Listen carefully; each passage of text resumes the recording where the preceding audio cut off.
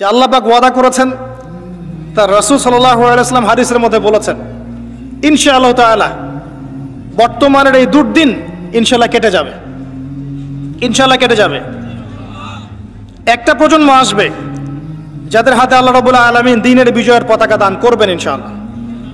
কত সালে কত বছর পর আমরা জানি না, কিন্তু এতটুকু জানি এটা হবে ইনশাআল্লাহ।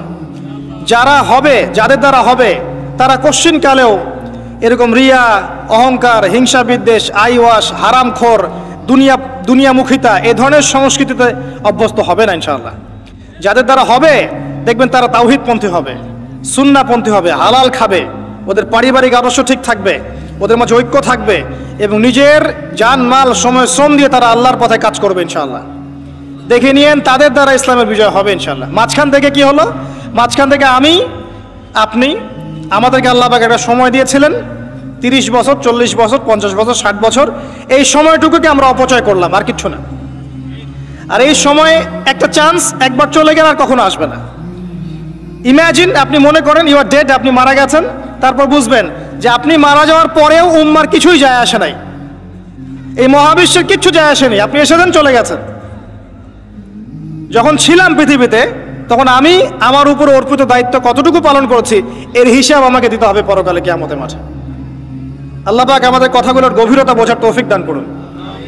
আমরা সবাই চাই উম্মার উন্নতি, অগ্রগতি, প্রগতি এবং বিজয়, কিন্তু আমরা এখন যা যা কাজ নিয়ে ব্যস্ত আছি এগুলোতে ব্যস্ত থাকলে এই বিজয় অর্জিত হবে না। আমাদেরকে রাসূলুল্লাহ সাল্লাল্লাহু আলাইহি ওয়াসাল্লাম এবং সাহাবায়ে কেরাম রাদিয়াল্লাহু আনহুর মতো করে দ্বীনের পথে কাজ করতে হবে। সর্বপ্রথম দরকার ইলম, ওলামায়ে কেরামের সোহবত, তাসকিয়া, আত্মশুদ্ধি।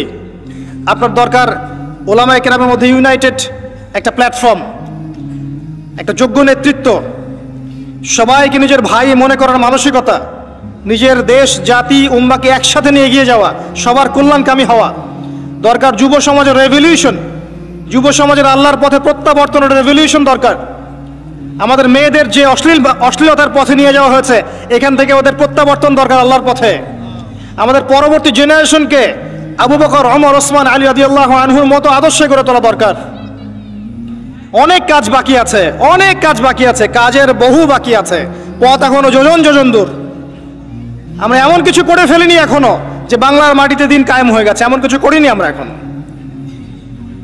আর আমরা এভাবে হেলায় খেলায় যদি সবকিছু পার করতে থাকি, এখন যা আছে 10 বছর পর সেটাও থাকবে না। দেখে নিয়েন, দেখে নিয়েন, এখন যা আছে এভাবেই যদি চলতে থাকি আমরা, আগামী 10 বছর এটাও থাকবে না।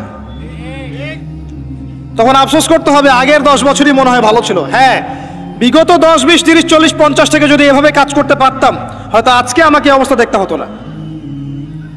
কথাগুলো অনেকের মনোপুত হবে না আমি জানি, কিন্তু যাদের মনোপুত হবে না তাদের নিয়ে আমার মোটেও মাথা ব্যথা নাই। যেটা আপনাকে সত্য বলে মনে হচ্ছে এবং আল্লাহ আপনার কলবের মধ্যে ইনস্টল করেছেন, কোরআন সুন্নাহর মানদণ্ডে এটা সত্য, এই সত্য বলার সৎ সাহস আপনার থাকা উচিত। তার পক্ষে একজন মানুষ থাক আর 1 লাখ মানুষই থাক, যদি এমন কোনো কথা সত্য হয় যেটা কেউ বলেনি আগে, আপনার সাহস করা উচিত সেটা বলার জন্য। আজকে থেকে 6 বছর আগে বলেছিলাম যে পেপার মানি থাকবে না, বলেছিলাম।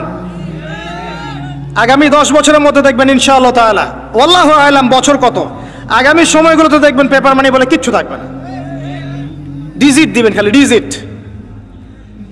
তার চেয়ে ডেঞ্জারাস বিষয় হচ্ছে এই ক্রিপ্টোকারেন্সির উপরে গভর্নমেন্টের কোনো নিয়ন্ত্রণ থাকবে না। ক্রিপ্টোকারেন্সির উপরে গভর্নমেন্টের কোনো নিয়ন্ত্রণ থাকে না, এটা আরো ডেঞ্জারাস। এতে করে একটা জাতির সম্পদ লুটে নেওয়া সহজ হয়।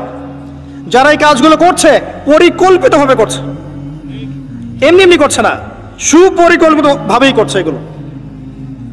অতএব যেটা বর্তমান, সেই বর্তমান সম্পর্কে যদি আপনি সচেতন না হন, আপনার কাছে মনে হবে যেটা ভবিষ্যৎ বক্তা মনে হয়, অথচ এটা ভবিষ্যৎ ছিল না, এটা বর্তমানই ছিল। আপনি বর্তমান সম্পর্কে গাফেল ছিলেন বলেই বুঝতে পারেন নাই। আর এখনো যেটা বললাম এটা বর্তমান, এটা ভবিষ্যৎ নয়।